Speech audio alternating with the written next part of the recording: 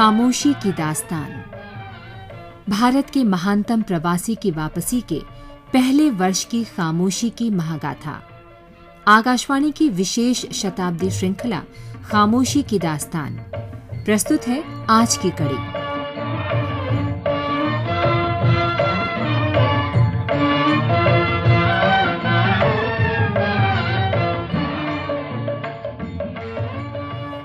गांधी को विश्व युद्ध की खबरें लगातार मिल रही थी।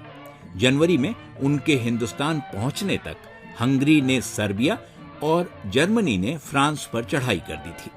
रूस पर जर्मन हमला हो चुका था। ब्रसेल्स पर जर्मन कब्जे के बाद शहर खाली करा लिया गया था। हर ओर अफरा तफरी थी। बेल्जियम ने पहले के जर्मन हमलों पर तटस्थता घोषित की थी, लेकिन इससे कोई फर्क नहीं पड़ा और जर्मन सेनाओं ने उस पर आक्रमण कर दिया। अक्टूबर में तुर्की युद्ध में शामिल हो गया और मित्र राष्ट्रों की सेनाएं साझा दुश्मन के खिलाफ एकजुट होने लगी। विश्व युद्ध में हिंदुस्तान की भागीदारी की चर्चाओं के बीच अक्टूबर के अंत में ब्रिटेन की हिंदुस्तानी नेटिव सेना ने बंबई से समुद्र के रास्ते फारस की खाड़ी में प्रवेश किया। कुछ ही समय में ब्रितानी सैनिक बसरा पहुंच गए। दूसरी ओर फॉकलैंड का युद्ध शुरू हो चुका था और जर्मनी ने घोषणा कर दी थी कि अब हर पोत उसके निशाने पर होगा। ब्रितानी यात्री, मालवाही और सैन्य जलपोतों की नाकाबंदी की जाएगी। फरवरी के अंत में खबर आई कि मित्र राष्ट्रों की सेनाओं ने गेलीपोली क्षेत्र में बमबारी शुरू कर दी है, जो ओटोमन साम्राज्य के किनारे पर था और सामरिक दृष्टि से बहुत महत्वपूर्ण था।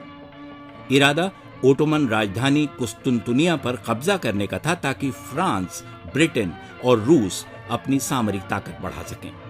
पहली बमबारी विफल हो गई और 2 दिन में मित्र देशों के अनुमानतः 12,500 सैनिक मारे गए। ऐसा बारूदी गोलों के सील जाने और न फटने से हुआ। मित्र राष्ट्रों को हुए इस भारी नुकसान पर भारत में काफी चर्चा हुई। विरोध के स्वर उभरे और ये बात दोहराई जाने लगी कि एक गुलाम देश को अपने शासक का युद्ध क्यों लड़ना चाहिए। मरने वालों में हिंदुस्तानी भी थे, जिनमें से कुछ के नाम छन छन कर आ रहे थे। गांधी इस युद्ध में हिंदुस्तान और नेटिव सेना की भागीदारी को गलत नहीं मानते थे। इसके समर्थन में वो लंदन में काम कर चुके थे और सक्रिय भागीदारी के पक्षधर थे। इन्हीं खबरों के बीच उन्हें केलेनबाख की याद आई, रॉबर्ट्स याद आए और विलियम वेडरबर्न ने स्मृति में दस्तक दी, जो 2 बार बंबई और कलकत्ता में कांग्रेस के अध्यक्ष रह चुके थे। वेडरबर्न को लिखे पत्र में गांधी ने कहा, आप हिंदुस्तान के मित्र हैं, हमारी ओर से एक स्मृति चिन्ह स्वीकार कीजिए। गोखले होते तो वो भी यही आग्रह करते।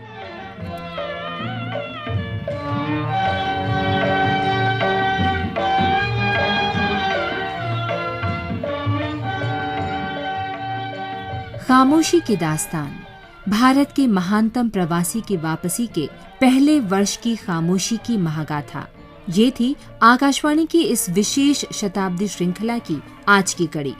शोध, आलेख और वाचन स्वर मधुकर उपाध्याय। प्रस्तुति मनोज मायंकर। अगली कड़ी कल इसी समय इसी चैनल पर।